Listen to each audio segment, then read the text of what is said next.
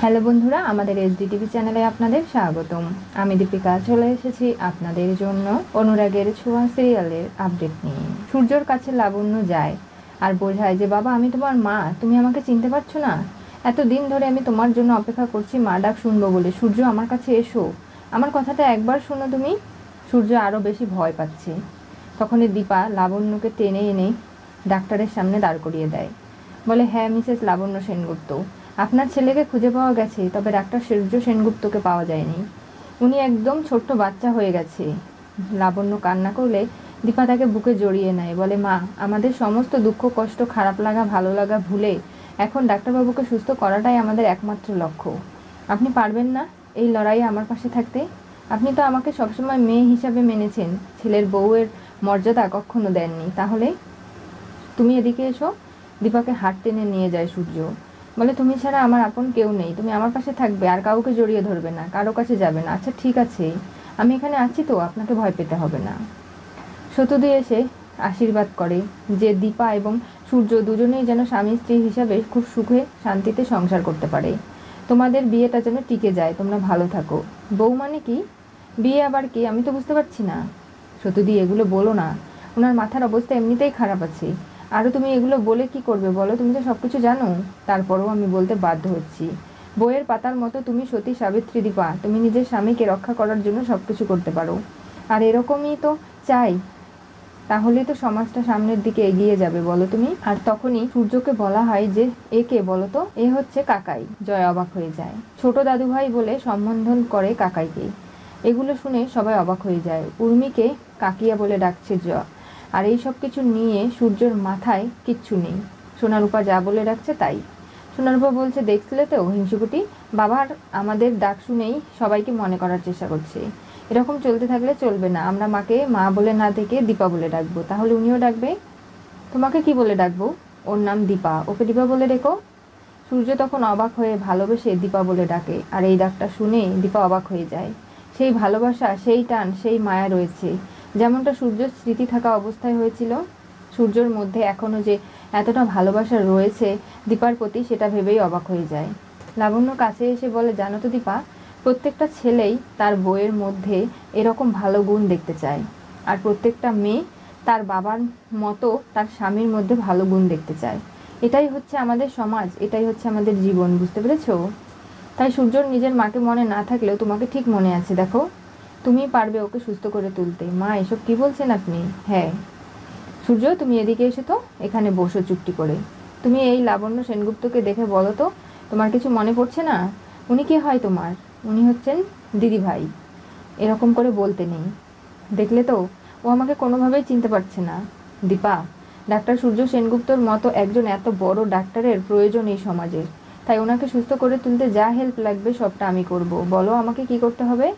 আমরা ওকে কলকাতায় নিয়ে যেতে চাই, ওখানে ট্রিটমেন্ট করতে চাই। আপনি যদি ওর কেস হিস্ট্রিটা আমাদের বোঝাতেন, এমনকি সবটা দেখিয়ে দিতেন, খুব ভালো হতো। ঠিক আছে, আমি ওর ডিসচার্জ পেপার তৈরি করে দিচ্ছি, আর যা প্রেসক্রিপশন যা কিছু সবটা রেডি করে দিচ্ছি।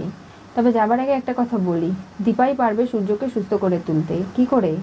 কারণ সূর্যর সঙ্গে দীপার একটা মনের টান রয়েছে, আর সূর্যও দীপাকেই শুধু আপন ভাবছে আর অন্য কাউকে নয়। এরকম করতে করতে যদি পুরনো স্মৃতিগুলো মনে পড়ে যায় তাহলে তো খুবই ভালো হবে। ওনাকে বাড়ি নিয়ে যান, সবার সঙ্গে থাকলে পরিবারের ঠিক মনে পড়ে যাবে যে আসলে কেউ নেই।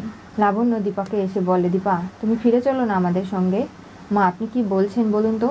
আমি কোন পরিচয় এ বাড়িতে থাকবো? ডাক্তারবাবুর সঙ্গে আমার ডিভোর্স হয়ে গেছে, আমি জানি। তার জন্য তো একমাত্র আমি দায়ী, কিন্তু আমি সব ঠিক করে দেবো। তুমি চলো না, দেখো আমার ছেলেটাকে সুস্থ করে তুমি তুলতে পারবে, আমার বিশ্বাস কখনো তুমি ভাঙোনি। আমি জানতাম তুমি আমার ছেলেকে খুঁজে আনবে। দেখলে তো, যে পরিস্থিতিতেই হোক না কেন আমার ছেলেকে তুমিই খুঁজে এনেছো, কেউ আনতে পারেনি। দীপা, আমি তোমার কাছে হাত জোড় করছি, অনুরোধ করছি। সূর্য এখন ছোট বাচ্চা হয়ে গেছে, ও একদম পুরনো অতীত বর্তমান ভবিষ্যৎ কিচ্ছু মনে নেই। এই অবস্থায় তুমি ওকে সুস্থ করে তুলবে না? ওর পাশে থাকো না, যখন ওর অতীত মনে পড়বে তখন না হয় ভেবে দেখা যাবে কি করব। ওকে নিজের বয়ানটা দেওয়ার মতো মানসিকভাবে প্রস্তুত করো। ওর অবস্থা এরকম কি করে হলো, কেনই বা ও এই অবস্থার জন্য কে দায়ী, কি পরিস্থিতির মধ্যে দিয়ে ও গেছিল, সেগুলো আমাদের জানতে হবে তো। মা, আপনি হাত জোড় করবেন না। দেখ দিদি, তুই ওখানে তোর বোনের শ্বশুরবাড়ি, সেই পরিচয়ে তুই থাকবি।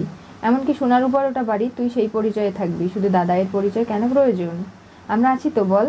আর আমাদের এবার থেকে সম্পর্কগুলো একটু বুঝে শুনে বলতে হবে, কারণ দাদাই দেখছিস তো কীরকমভাবে আমাদের সম্বোধন করছে, এগুলো আমার মোটেও ভালো লাগছে না।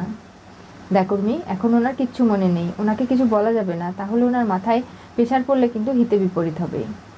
আপনারা কি এক্ষুনি চলে যাবেন কলকাতায়? কেন বলুন তো? কারণ আমি ভেবেছিলাম কিছু খাবার দাবার আপনাদের সঙ্গে দিয়ে দেই, না হলে আপনারা চলুন আমার বাড়িতে, খেয়ে দিয়ে রওনা দেবেন। সেরকম সময় নেই সতুদি। কেন দীপা, তুমি কি আমাকে আপন মনে করো না?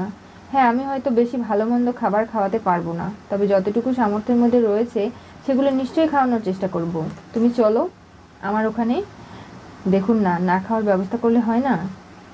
ঠিক আছে, আপনারা যখন এত তড়িঘড়ি করে চলে যেতে চাইছেন, তাহলে আমি কচুরি, কয়েকটা মিষ্টি আর কিছু খাবার দাবার প্যাক করে দিই শুকনো, সেগুলো না হয় খাবেন।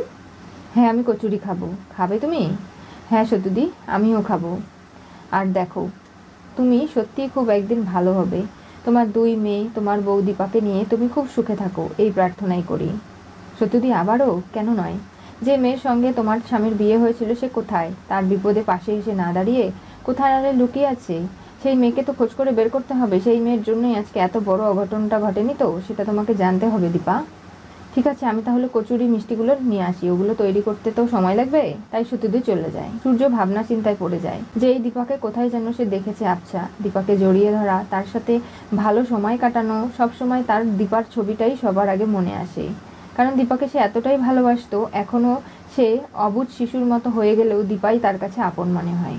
লাবণ্য তার ছেলে সূর্যকে গাড়ির কাছে নিয়ে আসে। সূর্য বলে, না আমি যাব না, চলো না, গাড়ি করে না গেলে বাড়ি পৌঁছাবে কি করে? আমি যাব না, তোমরা আমাকে ঠিক আমার কাছ থেকে কিছু চেয়ে নেবে তাই তো? না। তখনই ডাক্তারবাবু এসে চিৎকার করতে শুরু করে, কি হয়েছে দেখুন ঘরের কি অবস্থা।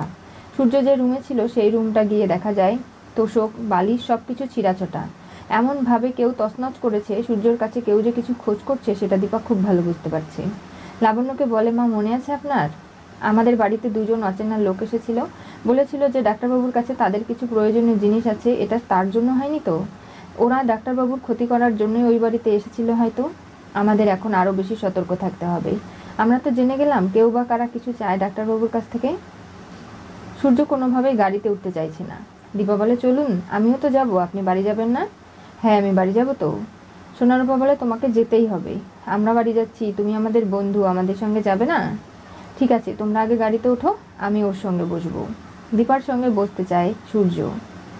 তখনই কচুরি নিয়ে চলে আসে সতুদি এবং সারথি। বলে, দিদিভাই তুমি চলে গেলে সত্যি তোমাকে খুব মিস করবো, আর সোনারূপাকে। আর জানো তো, সোনারূপাকে বলে দিও দীপা, এই সতুদি যদি মারা যায় তোমার, তাহলে সতুদি যদি আর বেঁচে না থাকে, তাহলে যেন শেষ কাজ করতে আমার কাছে আসে। এসব বলো না। সোনারূপা এখনো অনেক ছোট, কেন আসবে না? তোমাদেরকে আমি সত্যিই খুব মিস করব। কারণ এই অচেনা শহরে তোমরাই আমাকে থাকার জায়গা দিয়েছিলে, পরিস্থিতি বুঝে আমাকে সাহায্য করেছিলে, তাই আমরা আসছি। তোমাদের কখনো ভুলবো না। এই বলে গাড়িতে বসে সূর্য দীপাকে নিয়ে চলে যায়। এদিকে সেনগুপ্ত বাড়িতে সূর্য আসবে বলে ভিক্টর বাড়িটা খুব সুন্দর করে ফুল দিয়ে সাজায়, যেগুলো দীপার বাবার মোটেও পছন্দ হচ্ছে না। বলছে, তোমার মতো খারাপ লোক এগুলো করছে, তার মানে কোনো মতলব নেই তো? ছোট কাকিয়া বরণডালা সাজিয়ে আসে। তখনই সূর্য দরজায় এসে দাঁড়ায়, সোনারূপা দীপা সহ। ঠিক সেই মুহূর্তে কাকিয়া বরণ করতে গেলে সূর্য ভয় পেয়ে পিছিয়ে যায়। কি হচ্ছে? দেখুন, ভয় পাবেন না, এটা হচ্ছে পুজো হচ্ছে, আপনি কেন ভয় পাচ্ছেন? আমি আছি তো আপনার সাথে। ছোট কাকিয়া খানিকটা অবাক হয়ে যায় যে সূর্য এরকম কেন করছে বাচ্চাদের মতো। দীপাকে জিজ্ঞাসা করে, কি হয়েছে দীপা? কিচ্ছু না, আমরা ডাক্তারবাবুকে ফিরে পেয়েছি, তবে ওনাকে অন্য রূপে। আপনি বুঝতে পারছেন তো? এই পরিবারের সবার ভালোবাসা, আন্তরিকতা দিয়ে ওনাকে সুস্থ করে তুলতে হবে। জানার চেষ্টা করতে হবে ওনার সঙ্গে কি ঘটেছিল আর কেনই বা। সূর্যকে গাড়ি করে বেরিয়ে আসার পরে সেনগুপ্ত পরিবারে তখনই দীপার চিন্তা হয় যে ডাক্তারবাবু তো সমস্ত ওখানকার পেশেন্টগুলোকে নিয়ে কলকাতায় একটা হাসপাতাল দিচ্ছে, সেখানেই সূর্য ট্রিটমেন্ট করা হবে। প্রথম থেকে যেহেতু ডাক্তার সান্যালি ট্রিটমেন্ট করেছে এবং তাকে সূর্য খুব ভালোবাসে, তাই ডাক্তার সান্যালও কথা দিয়েছে মাঝে মধ্যে সেনগুপ্ত বাড়িতে এসে সূর্যকে দেখে যাবে, তাকে ভালো রাখবে, ভালো করার চেষ্টা করবে।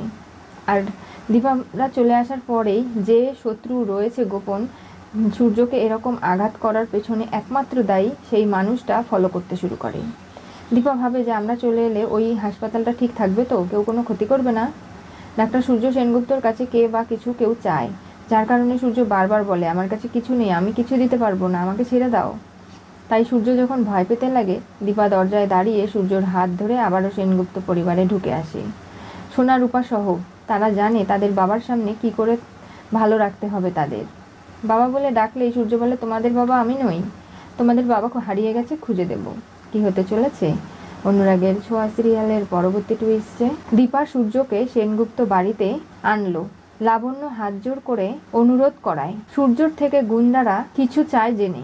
দীপা এবার খুব ভালো করে বুঝতে পারছে যে সূর্যর সঙ্গে কারো কোনো শত্রুতা রয়েছে, যে বা যারা সূর্যর কাছ থেকে এমন কিছু চাইছে যেটা সূর্যর কাছে নেই এবং সে দিতে পারছে না, যার কারণে বারবার সূর্যকে অ্যাটাক করেছে। এমন অবস্থা সূর্যর করেছে মানসিক ভারসাম্য সে হারিয়ে ফেলেছে। এরপরে আস্তে আস্তে সূর্যকে সুস্থ করে তুলে জানতে হবে ওই জিনিসটা কোথায় এবং কি হয়েছে। সেসব জানতে চোখ রাখতে হবে আমাদের চ্যানেলে। পাশে থাকা বেল আইকনটি অবশ্যই করে ক্লিক করুন।